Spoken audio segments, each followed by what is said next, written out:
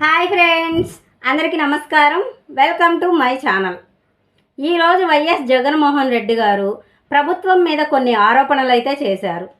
ఆ ఆరోపణలు ఏమిటంటే, గ్రామీణ ఉపాధి హామీ పథకానికి సంబంధించినటువంటి పనులు ఏవైతే ఉన్నాయో అవి గ్రామంలో పూర్తిగా ఆగిపోయాయి. అంతేకాకుండా వారు అరాకొరా చేసినటువంటి పనులు ఏవైతే ఉన్నాయో ఆ పనులకు వేతనాలు కూడా సరిగా ఇవ్వడం లేదని జగన్మోహన్ రెడ్డి గారు ఆరోపణలు అయితే చేశారు.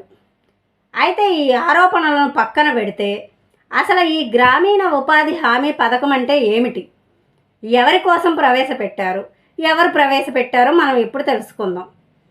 ఈ గ్రామీణ హామీ పథకం అంటే ఏమిటంటే, గ్రామాలలో ఉండేటువంటి ప్రజలకు 100 రోజుల పాటు వారికి పని చూపించి వారికి వేతనాలు ఇవ్వడానికి కేంద్ర ప్రభుత్వం అమలు చేసింది.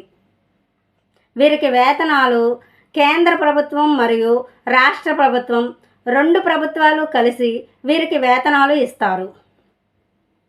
మరి ఈ గ్రామీణ ఉపాధి హామీ పథకం సరిగా అమలు అవ్వడం లేదని వైఎస్ జగన్మోహన్ రెడ్డి గారు ఆరోపణలు అయితే చేశారు.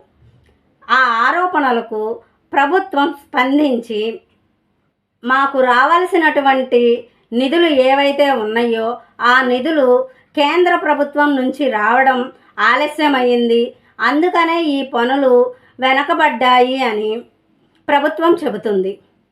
మరి జగన్మోహన్ రెడ్డి గారు చెప్పినటువంటి ఆరోపణలు ఇక్కడ నిజమా అబద్ధమా అని చాలామంది సందేహంలో పడిపోయారు. అంతేకాకుండా ప్రభుత్వం ఇంకో మాట కూడా చెబుతుంది.